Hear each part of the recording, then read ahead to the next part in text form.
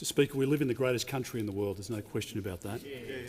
Not just because of the Socceroos are now through to the final 16, I might say. Great goal this morning, and a lot of people who will be going to work pretty tired today. And the sporting achievements of the last year are incredible for our country, and we know it's summer when the second day of the test in Perth starts a little bit later on today, and the West Indies obviously a good team, but I think the Australians have started very well, and that is always a good sign when we come into summer. We live in the best country in the world because of the finest among us, and that includes, of course, the Australian Defence Force members. The Prime Minister was good enough to acknowledge those in particular who are working overseas and will do over this Christmas in absentia and isolated from their families, some in extreme conditions. And I acknowledge the men and women of the Australian Defence Force, the work that they've done domestically as well over the course of the last 12 months, the deployments to flood-ravaged areas, providing evacuations out of northern New South Wales and in many other locations, including most recently in Shepparton and broader rural Victoria and New South Wales. Their work never stops. They work with us in a way that we see, and they work for us in many parts of the world in circumstances that will never be acknowledged. And the work of the Australian Defence Force, of ASIO, of ASIS, the Australian Federal Police, all of the agencies in keeping us safe and our equity safe internationally over Christmas is something we should never take for granted. Mr Speaker, I want to say thank you very much to all of my colleagues. I have the most incredible team. I feel very fortunate to be in the position of Leader of the Liberal Party, to have a deputy like the member for Farrer, Susan Lee, a person with great personal integrity and somebody who is widely respected on both sides of this chamber.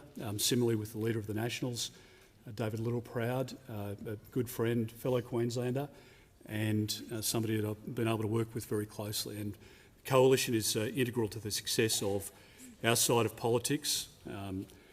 John Howard instilled that in all of us at a very young age, and I continue that fine tradition with a great deal of respect for the nuances and the differences that we have from time to time, but it is a very strong partnership, and long may it be the case.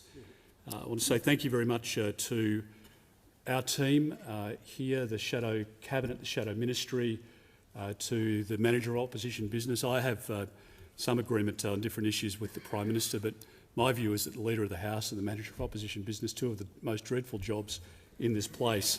And I say that from experience because the Leader of the House, particularly in very finely balanced numbers in this House, is not always a pleasurable task. And it distracts from your day job, there's no question about that. But I have incredible colleagues in this chamber and in the other. I acknowledge the work of Senator Birmingham and all of our Senate team, our whips who do incredible jobs. I said at our Coalition Christmas party last night that the nuance, the ability to work across the aisle and deal with different debates in a respectful way, and to manage all of that and to make it look as though nothing's wrong and everything is going swimmingly. It's a pretty big undertaking by the whips. Our Chief Opposition Whip, Bert van Manen, is away crook at the moment, but will be back soon, and our team here and in the Senate do an incredible job. Mr Speaker, I want to acknowledge the work that you've given to the Parliament since May as well, and to the Deputy Speaker, the member for Newcastle, the member for Moore, the second Deputy Speaker, to our clerks and deputy clerks, to the clerk assistants, to the Sergeant-at-Arms, the Secretary of the Department of Parliamentary Services, to all of the public servants and contractors who ensure that this Parliament is well-oiled and it runs well. As the Prime Minister pointed out at Tony Abbott's portrait unveiling yesterday, the most visited building in the country, and we should be incredibly proud of it. We should be more proud of it than we actually are. And this institution has survived many circumstances, and many periods in our history where people would seek to undo our past or to disregard the traditions that we have, but they're worth standing up for, they're worth fighting for, and the sacrifice that colleagues on both sides of the parliament have made over the course of the last 12 months, the price that our families pay as well when we're down here for 20 weeks of the year and on the road for most of the rest of the year, it's worth the sacrifice because this country deserves a very bright future, and that is, as I say to kids when I go to schools in my electorate, there are good and bad people on both sides of politics, but the vast majority are good and have only the best interests of our country at heart. And if we're embarking on that destination, on occasions we take different paths to get there as parties, but ultimately we have the same good intent for our country. Prime Minister, I want to say to you and to Jodie and to Nathan, I hope that you get some rest and a good break this year. It's been a long and arduous period since May. It always is for an incoming government when the international engagement commences, and a lot of that had been built up because of COVID, where we weren't able to travel overseas for a period of time, and our officials and diplomats were restricted in their own movements. And for Australia to be back out on the international stage, that's been a good thing. And as you know, the coalition supported much of the activity and much of the achievement because it's important for the world to understand, both our friends and our foes, to understand that there is a united position and that we will always fight for the best interests of our country. I also want to acknowledge, Mr Speaker, those people that work behind the scenes here. The Prime Minister mentioned Maria and Anna and Lucia as well, the other cleaners who keep the building in impeccable condition, those maintenance people, the gardeners, the security staff, everybody who, again, have a great deal of pride in their work in this place. And I'm very pleased that the relationships we have with them, the respect that they show to us, and I think that we show to them, is something that makes this place tick. I want to say thank you very much to my personal staff, both here in Canberra and at Strathpine, and my electorate, to Alex Dalgleish, to Tom Fleming, to Nicole Chant, to the whole team.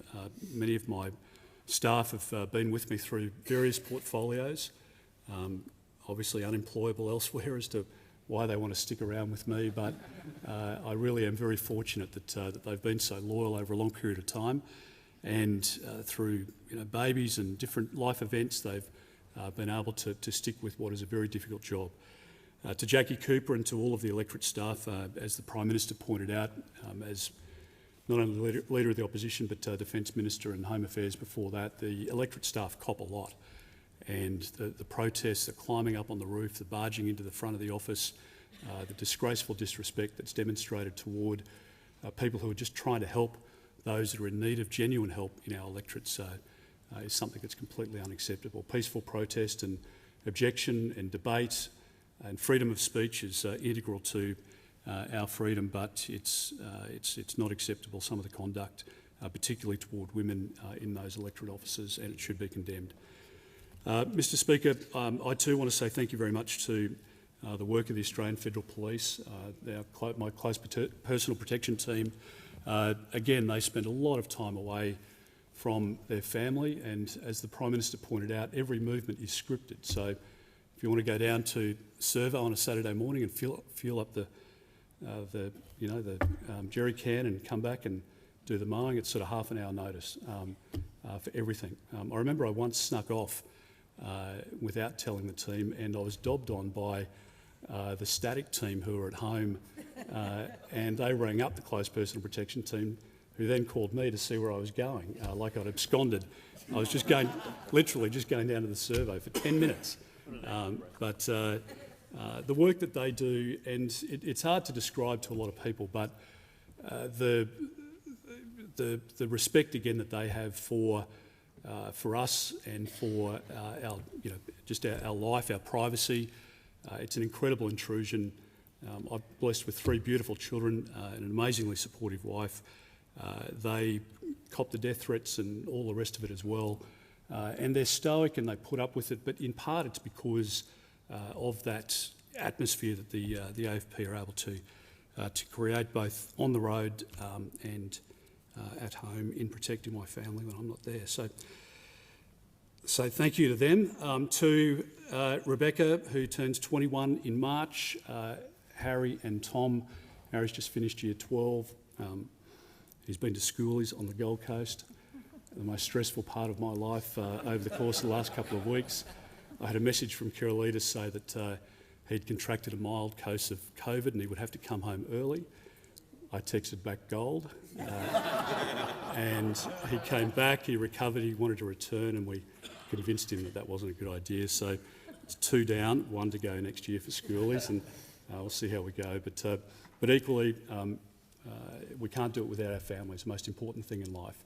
And my kids have obviously had their 100 hours up getting their licences over the last couple of years. They've all done that with the police car in the rear vision mirror. And when you pull out from the stop sign or you're turning to go down the street, you've got to allow for 2 cars to turn, not just one. It's quite a skill, as the Prime Minister would appreciate. And the kids have done it with great aplomb, without complaint, although they did complain about the police being at school with bum bags on. And I said, look, nobody will notice who they are. And they said, Dad, they're wearing bum bags at school. And they're not that discreet. So they put up with a lot as well. I want to close by acknowledging those who are much less fortunate than us, who will do it tough this Christmas. We were at a function yesterday, as the Prime Minister pointed out, recognising the work of the Salvos. I've had a great deal of pleasure and honour, almost for 20 years, to be the Red Shield Appeal Chairman in my local area. The work that they do, the lives that they save, the people they influence, is just quite remarkable. And the Salvos, of course, one of many organisations that will be hard at work when we're knees up enjoying ourselves with family and friends on Christmas lunch and over the break. So for the work that they provide to those who are less fortunate, we were in another function yesterday at Redkite, the Minister for Health and I were there. People with kids who have cancer, people who are sick and they'll be attending the hospital over Christmas as well. Spare them a thought. So, Mr. Speaker, we do live in the best country in the world, and it's for the reason for many of the people that I've acknowledged in my speech today, it's a great country because of them. So I wish everybody a good break, a good rest. It has been a long year, and we deserve a break before we come back with great gusto in 2023. Thank you.